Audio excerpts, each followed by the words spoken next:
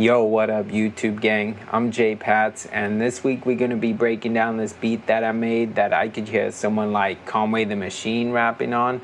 I didn't use any samples on this. I'm going to show you how I kind of achieved that grimy sound, and let's just jump right into it.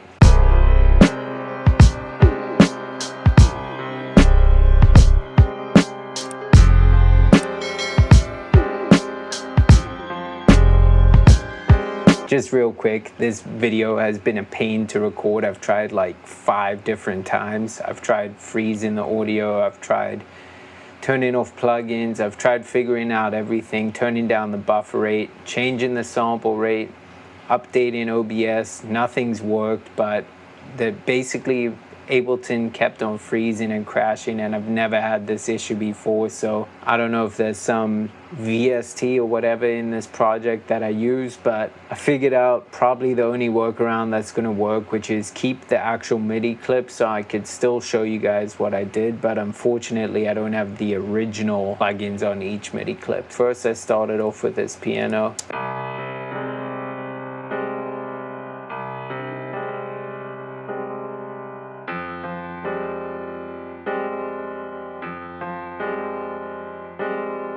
That was a piano from Contact called The Giant, and then I just layered this other layer on top of it that just had like some dope top notes.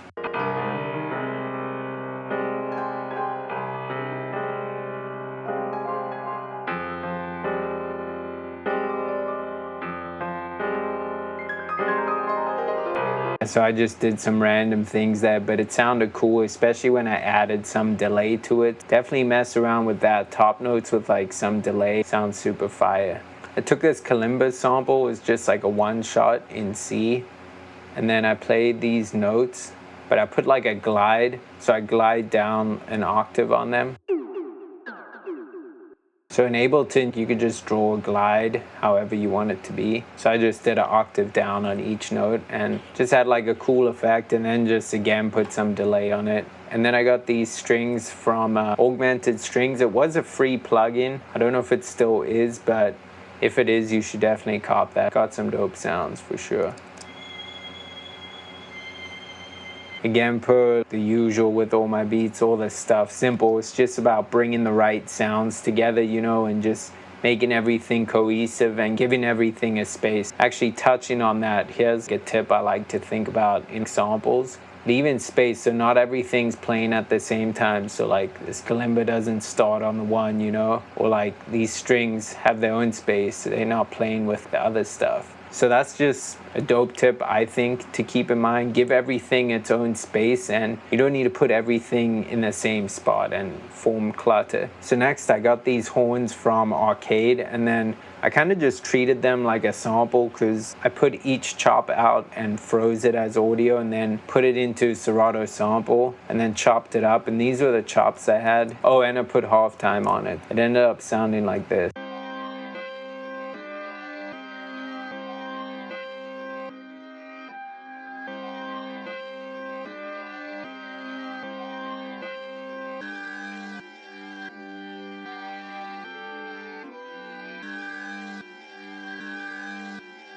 And that was a dope top layer to put over my own melody for the loop, because it kind of just made it sound like the hook and just added that epic feel to it. So next I have these violins.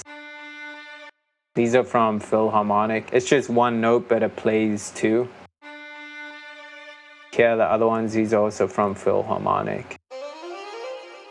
That just acted as like a dope turnaround. I put it at the end of the 8 bars. And then lastly, I had this organ that I just messed with. Sometimes I like just playing with sounds a lot, just basically over affecting them, stretching them out. And that's essentially what I did with this organ.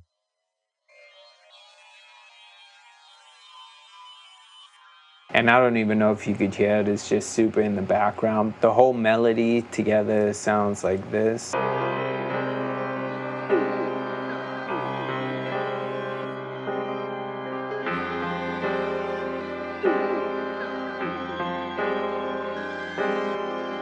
Obviously, I knew I needed just some grimy, simple drums, so I chopped up this drum break. These are essentially the chops I had.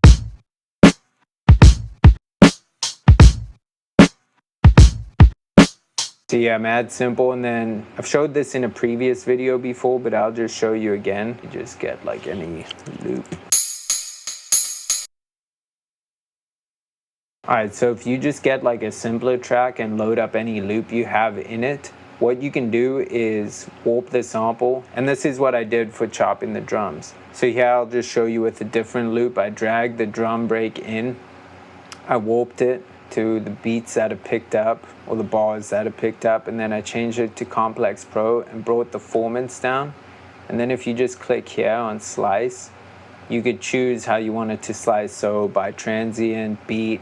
I did beat, and I think I did eighth note, I don't remember.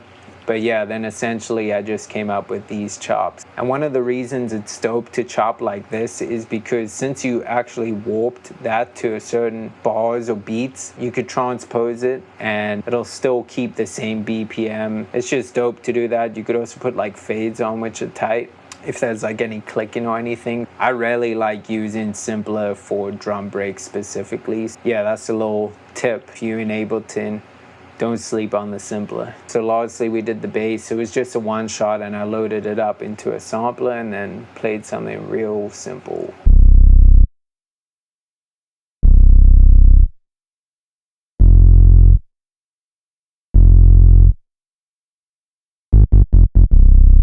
Again, all my beats, you know, I just keep them simple and don't like to do too much. You gotta leave room for the artist. All we need to discuss, I think, is the arrangement. And typical 4-bar intro, 16-bar verse, 8-bar hook, 16-bar verse, 8-bar hook, and then just a 2-bar outro.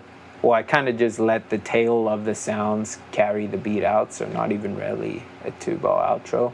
One thing to note is at the start of the second verse, I filtered the drums out. I also brought the piano down an octave, both piano layers.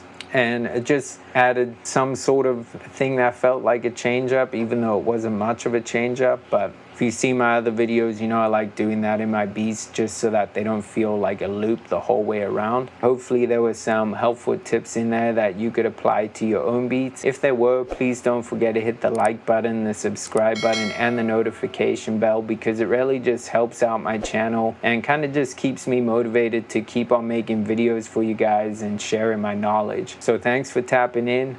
I'm J Pats. Peace.